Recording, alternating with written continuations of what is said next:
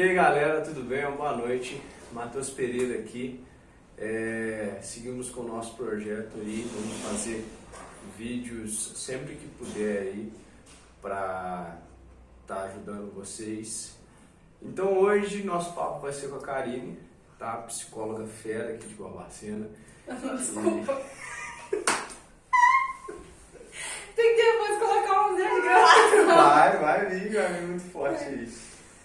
Então hoje o nosso papo vai ser com a Karine, tá? Psicóloga foda aqui de Barbacena. E ela vai passar para nós alguns aspectos, principalmente sobre a visão do psicólogo, sobre como identificar a depressão, os melhores meios de você tratar uma depressão, tá? E a importância principalmente do tratamento com o psicólogo, do acompanhamento, da terapia, tá? Karine, uma honra ter você aqui.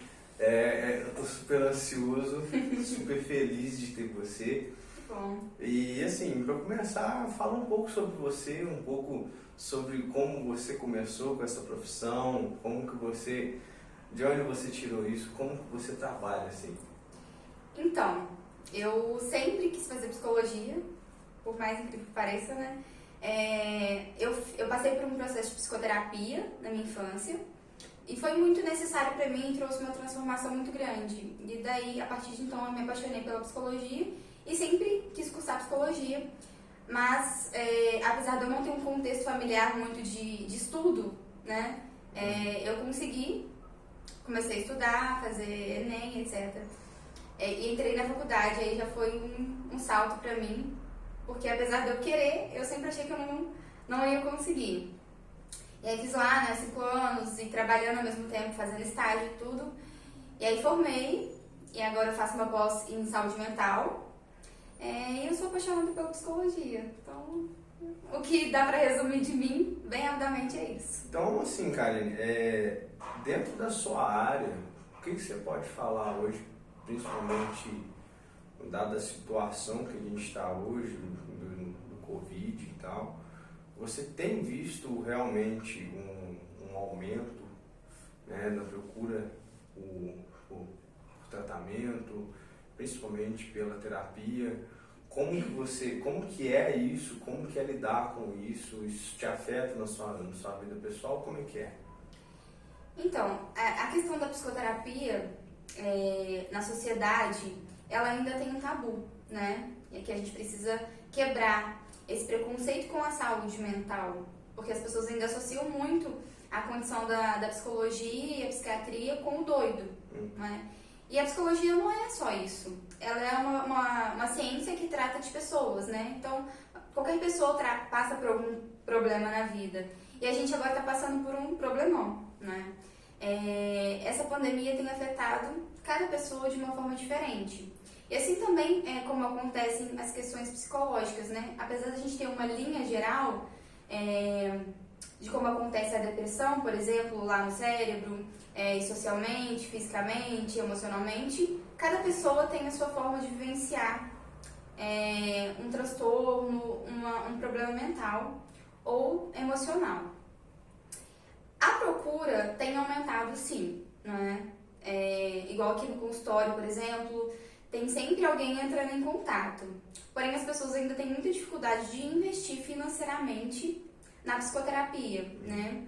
Elas não dão a total credibilidade para a profissão, né? Elas querem, às vezes, um tratamento, mas não querem investir nisso. Então, isso ainda é um problema, né, na sociedade, porque as pessoas não entendem que saúde você precisa investir, né? Como em qualquer outra área das nossas vidas. Então, as pessoas não querem abrir mão de certas coisas para fazer um tratamento. Mas, como o mercado profissional da psicologia tem crescido muito, as pessoas estão falando mais sobre isso, né? Como a gente está aqui falando sobre isso. E aí eu sempre falo, né, que o conhecimento é o que nos faz avançar. E esse conhecimento que as pessoas estão tendo hoje sobre a importância da saúde mental é com que tem feito que as pessoas mudem essa mentalidade. E assim, é muito interessante, você falou de uma coisa que é a realidade. Hoje em dia as pessoas elas costumam dar mais valor para coisas que antigamente, eu pelo menos observo isso, antigamente não tinham tanto valor, né? E hoje, devido a toda essa questão, todo esse problema que nós temos, elas costumam dar mais valor a isso do que a própria saúde, né? Então, isso inclusive porque hoje eu estou trazendo para vocês uma senhora psicóloga aqui, uma pessoa excelente, que eu já conheço de longa data, para falar isso para vocês. Eu tive um período, como a gente já retratou em outros vídeos, eu tive um período muito complicado na minha vida, onde, antes de tudo, óbvio, Deus ajudou, porém foi um tratamento psicoterapêutico que me ajudou, né? Por mais que eu tenha fugido dele, me ajudou, me deu muito norte. E a gente está aqui hoje principalmente para trazer isso para vocês, né? Em termos técnicos e em termos leigos. Temos técnicos e temos leigos, tá? A importância de você tratar da sua saúde, tá? Seja ela física, principalmente a nossa saúde mental. Pelo fato hoje, por causa da questão do Covid, das pessoas ficarem muito tempo dentro de casa, né? Você acha que o fator das redes sociais e da internet, tudo isso, tem uma influência grande nesses distúrbios depressivos, de ansiedade? Qual que é a sua visão sobre isso? Então, a gente enxerga a rede social, né, como um meio, como se fosse um lugar onde as pessoas se manifestam, né? Então é como se fosse mais um ambiente que a gente tem para viver, então para se expressar e etc. Tudo que a gente faz ali, né? Se comunicar e tudo.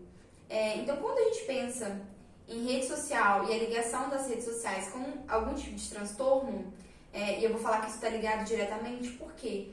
Porque a rede social está diretamente ligada à pessoa, né? E as pessoas estão ligadas a transtornos que elas vêm a se desenvolver. A ansiedade até mais do que a depressão, nesse sentido das redes sociais, não é?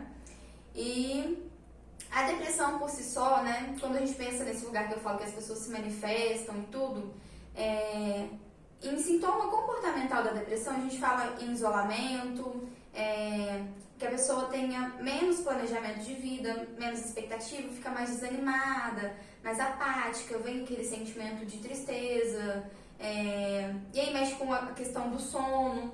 Então a rede social ela é aliada nesse sentido. Por quê? Tô aqui desanimada, vou ficar aqui no Instagram. E pode ser que a pessoa assista alguma coisa que abra um gatilho e aí ela fica mais triste ainda, por exemplo. Tá com insônia, não sei o que, vai mexer no celular. Então vai alimentando alguns aspectos comportamentais e emocionais da depressão e aí vai virando uma bola de neve, né? Quando não é tratado.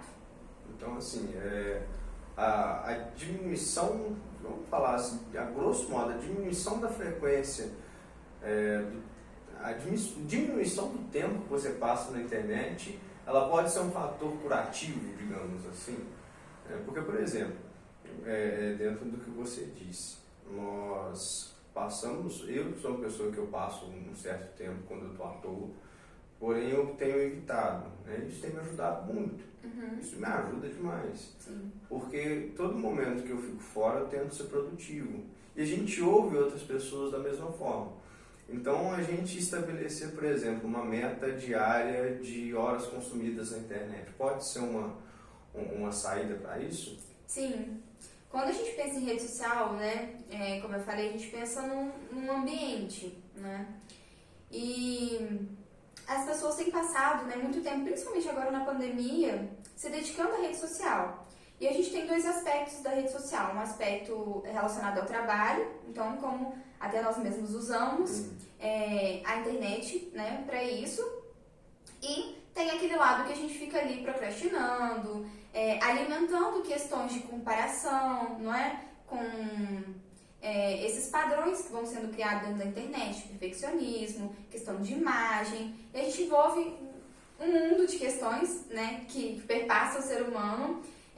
Então, quando a gente trabalha, por exemplo, aqui na terapia, a gente trabalha alguns excessos, e quando a gente percebe esse excesso, tanto de rede social como em qualquer outra coisa, a gente começa a fazer um planejamento e a reduzir isso gradativamente, de uma forma que a pessoa não perca o prazer de poder usar a rede social, mas que seja algo saudável, né? A gente não quer que a pessoa tenha algo na rotina que seja algo disfuncional para ela.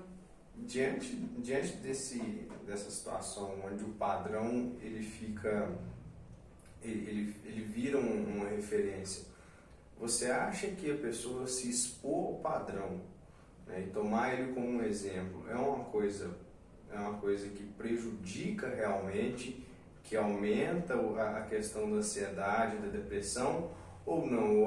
Eu quero ser o padrão do influencer mesmo, eu quero fazer aquilo ali, isso é melhor. Quando a gente pensa em padrão, a gente tem que estabelecer uma diferença, né, de padrão. Porque, por exemplo, a gente pensa lá na questão de gente que malha, tem um corpo atlético e definido, etc. Beleza, tá ok, a pessoa tá lá em busca de uma saúde física, fazendo exercício físico, tudo bem, né? O que a gente quer evitar, quando a gente fala em padrão, é que as pessoas criem um padrão inexistente, né? Porque se você for olhar socialmente, quantas pessoas têm corpos definidos e etc. E aí você vai pegar e olhar realmente a média social de quantas pessoas têm um corpo normal, né? Então, que padrão é esse que as pessoas estão se comparando? É um padrão que está sendo criado, mas que ele não é um padrão. Ele é um ideal, não é? E aí as pessoas querem alcançar esse ideal. E aí a gente vai saber se esse ideal ele é saudável ou não a partir da forma como a pessoa está enxergando isso, tá? E do desejo dela por aquilo. Então, por que é esse desejo? De onde surgiu? Qual que é a motivação por trás disso? Para a gente saber responder então, e aí a gente vai olhar para cada indivíduo de forma única, de forma subjetiva, como cada um de nós somos, para poder compreender se esse padrão que a própria pessoa cria, se ele é realmente um padrão, se é saudável, se não é, e etc. Então, assim, dentro do que a Karine falou, para a galera aí que tá aqui comigo, né, que é leigo também, vai a palavrinha motivacional do dia, tá? Vamos parar de olhar ali para aquele cara que é o influencer ou para o atleta que treina 40 anos e ele tem um corpo ideal ali dentro da categoria, dentro da profissão dele, e tirar isso para nós, tá? Porque o que eu vejo hoje, cara? Diversas pessoas praticamente se matando, tirando benefícios da própria vida, do próprio sistema, do próprio organismo, para ter um padrão de corpo, ou se não, para ter um padrão de fala, um padrão de beleza que talvez não seja aquilo que representa essa pessoa. Sim. Né? Como você disse, cada ser humano é um ser subjetivo. O ser humano em si, ele é uma incógnita. A gente tem que trabalhar com a ideia de que o ser humano ele vive no campo da ideia, né? E o campo das ideias ele é aberto a muitas coisas, né? Hoje eu tenho meu emprego e eu procuro outras coisas, né? A Karine tem o emprego dela, procura outras coisas, né? E não significa que o que eu estou fazendo aqui, o que a Karine está fazendo aqui, deve ser um padrão para você. Perfeito. Da mesma forma que a pessoa que está lá em cima, o cara que é coaching, o cara que é super bem sucedido, e ele tem um estilo de vida, ele tem um padrão, por mais que ele ensine, isso não é um padrão para você, né? E voltando ao nosso papo aqui, mudando um pouco de assunto, o quanto que a questão da pandemia afetou as pessoas em relação a relacionamentos, né? Dentro aí do que você vem pesquisado, dentro dos seus pacientes, né? Principalmente em relação a abusos de força, né, a brigas e etc. Não só dentro de relacionamento, mas de uma forma geral. Como que você analisa, como que você vê isso? Então, realmente os dados, né, sobre questões de relacionamento e aí violência contra a mulher aumentou durante a pandemia, isso é um fato. Porém, quando você fala em relacionamento, eu tô aqui pensando, né, em quantos tipos de relação que a gente tem, né? Como isso é amplo. Como o ser humano é amplo, vocês vão ver eu repetir isso 500 vezes, porque é a pura verdade. E todos os relacionamentos sofreram um pouco com essa pandemia, né? Porque a gente, enquanto ser humano, está sofrendo alterações, não é? E aí de emoção e etc, comportamentais, e que vai afetando as nossas relações com o outro, né? Então as pessoas têm ficado mais em casa, e aí a gente tem o costume já de sair, trabalhar, estudar, fazer, acontecer, e reúne todo mundo, né? Esse caos todo instalado dentro de cada um de nós, dentro de uma casa, né? Então, sempre chega aqui no consultório algum problema relacionado a relacionamento. E não só no âmbito do amor, né? Não só um namoro, um casamento, etc. Mas como relações de amizade, de trabalho. Então, tá sendo em geral, né? Os relacionamentos estão sendo afetados em geral pela pandemia. Mas as redes sociais, aí a gente engloba nisso também, contribui, né? Tanto positivamente quanto negativamente, né? Quando as pessoas começam a se conhecer através das redes sociais, fazer novos vínculos, usar isso como uma forma de trabalho e etc. E, por outro lado, como uma forma de comparação, né? De comparar outros tipos de relação, de buscar esses ideais de relacionamento, relacionamentos que se mostram ser muito perfeitos, etc. E a gente sabe que qualquer relação humana, ela passa por oscilações, né? Eu falo aqui que a cura não é linear, porque nós não somos lineares. A gente vive entre altos e baixos, né? Quando a gente fala em cura, a gente não fala de uma regularidade, de uma linha contínua, mas de poder entender o movimento e acompanhar ele de uma forma equilibrada. Show de bola, show de bola. Então, assim, dentro disso que você falou, dentro disso que você definiu, qual a importância da terapia, né? Em cima disso, voltamos para isso, para a terapia, qual a real importância da terapia em cima disso, tá? E para as pessoas que têm medo, o psicólogo, ele tem a obrigação de te dar esse amparo ou não, ou isso é coisa de filme, isso é coisa de série? Há toda uma fantasia por trás da psicologia, né? Por trás de um divã. Sim. Eu não sei qual foi a terapia que você fez, mas na psicologia, e algumas pessoas não sabem disso, há teorias diversas de tratamento, tá? Esse povo que vê, né, muito nos filmes do divã, Freud, etc., é aquilo que a gente chama de psicanálise, tá? Não é uma linha que eu trabalho. Eu trabalho com a teoria cognitivo-comportamental. E ela explica esses comportamentos e a forma como eu trato aqui, como acontece a terapia. A gente entende que há 3 instâncias. Então, o pensamento, a gente produz um pensamento, esse pensamento produz uma emoção. Então, por exemplo, eu penso que sou ruim em alguma coisa, logo fico triste, logo não consigo fazer uma prova, alguma atividade. Então, pensamento, emoção e comportamento. A gente trabalha nesses 3 aspectos. Então, como que a terapia vai auxiliar as pessoas, né? Em nível de ansiedade, depressão, relacionamento, tantas outras coisas que a gente trata aqui. Trabalhando sobre essas 3 instâncias. Então, mudando pensamentos que são disfuncionais, pensamentos que às vezes não são reais. Sabe quando a gente imagina coisas que nem acontecem? E às vezes a ansiedade vem através desses pensamentos que não são verdades, né? De coisas que foram construídas através do nosso histórico de vida e que ficaram ali engessadas e que faz com que a gente veja as coisas de uma forma distorcida e aí traz, por exemplo, na depressão, uma tristeza de coisas que não existem, né? Que a gente precisa ressignificar, precisa analisar o contexto e a gente começa a fazer isso no dia a dia da vida do paciente. Colocar na rotina dele essa mudança de pensamento, emoção e comportamento. Então, assim,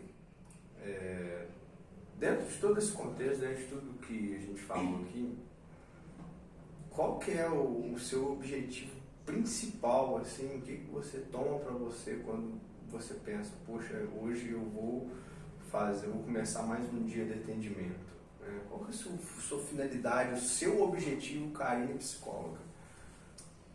Olha, eu penso primeiro em um objetivo geral, né? Quando eu olho para a psicologia, que é poder auxiliar as pessoas a terem uma vida saudável, né? Porque a gente só sabe o sentido da saúde quando a gente tem a doença, né?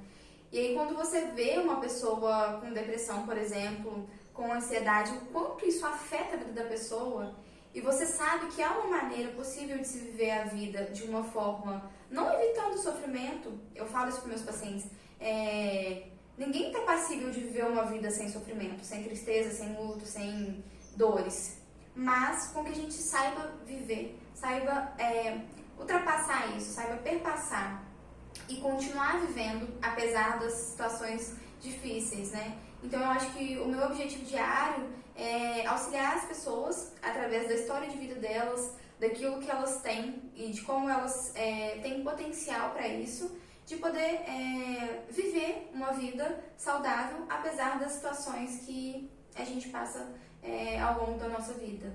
É complicado, porque para mim é muito claro, até porque eu já tive um preparo antes, né? Fiz faculdade, essa coisa toda, mas para muitas pessoas elas entendem que não, poxa, vai ter um momento onde a minha vida vai melhorar muito e eu não vou precisar te preocupar com isso, entendeu? Então, assim, a gente tem que entender que toda calmaria precede uma tempestade. Entendeu? Então, você pode ver, eu não sei se isso é digamos assim... Uma frase para se falar? Não é uma frase, mas se ela é uma regra geral, entendeu? Não sei se é uma regra geral, principalmente na visão da psicologia. Sim. Mas eu penso que toda vez que você está muito calmo, toda vez que a sua vida está andando muito bem, vai vir alguma coisa para tirar a sua paz ali. O que você acha disso? Você acha que isso é viável de pensar? Bom, de certa forma não. Porque eu acho que qualquer pensamento muito cristalizado assim, tomado como regra, é aquilo que a gente chama na TCC, Teoria Cognitivo Comportamental, de crença. Então é como se a gente pegasse esse pensamento que a gente tem, e fazer como se fosse uma lente de um óculos. Você vai olhar para tudo sempre com esse pensamento. E aí pode ser uma hipótese que sempre que você estiver numa situação boa, você vai desencadear uma ansiedade já esperando que vai vir uma situação ruim. Interessante. Então, nem tudo é regra, né? A gente entende, sim, como eu falei, que a vida é uma oscilação. Então, hora bem, hora ruim. Mas a gente não sabe exatamente quando, né? Então, que a gente possa aproveitar os momentos bons e perpassar os momentos ruins, né? Mas não ficar sempre pensando, aí agora tá bom, daqui a pouco vai dar ruim. Vai dar ruim. Mas que a gente possa se preparar, sim, emocionalmente, fisicamente, né? Quando a gente cuida do nosso físico, da saúde, a gente está se prevenindo, por exemplo, de uma doença, de uma questão de sedentarismo, etc. E a mesma coisa a questão emocional. A gente faz terapia também de uma forma preventiva de saúde mental, não só de cura, de tratamento. Então, que a gente possa pensar nessa perspectiva completa. Perfeito. Para finalizar, eu quero reforçar com vocês a importância de todo o trabalho, a importância do que essas pessoas, do que esses profissionais fazem, tá? A mente humana, ela é a máquina perfeita, e ela é a máquina mais bem construída de Deus, né? Toda a capacidade dela, né? O pessoal que sabe, eu sou cristão, eu acredito em Deus, e a mente humana, ela é a máquina mais perfeita de Deus, super bem construída, todas as nossas capacidades, e cuidem dela, né? Pessoas como a Karine, pessoas como a Maria Gabriela, que é uma outra colega nossa, estão aqui para isso, cuidem, tá? E você quer fazer alguma consideração, Karine? Não, assim, quero, né? Eu tô fazendo. Bom, eu quero que vocês possam, né, refletir sobre a saúde mental, como ela é importante, né? Que vocês não venham esperar passar por um transtorno, por um problema emocional, para valorizar a saúde mental de cada um de vocês, né? Que vocês possam prezar por isso enquanto ser humano, né? E a função que a saúde tem na nossa vida como um todo. E agradecer ao Matheus pela oportunidade de estar aqui, poder falando com vocês. E qualquer dúvida, eu estou aqui à disposição. Por favor, no meu Instagram lá, eu vou deixar durante essa semana o link do perfil profissional da Karine na minha bio, tá? Quem tiver interesse, vai lá, clica no link, segue ela posta um conteúdo muito interessante, conteúdo prático, tá? E quem quiser fazer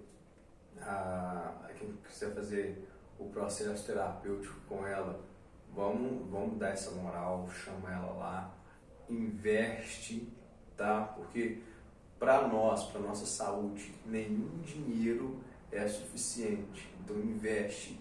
Hoje em dia, como nós falamos no vídeo aqui, a nossa cabeça ela precisa estar mais sã do que o nosso corpo em si, tá? Então vamos investir, vamos fazer esse trabalho, né? E também te agradecer, Karine, por abrir o seu consultório, tá? À vontade, quando quiser voltar. Com certeza.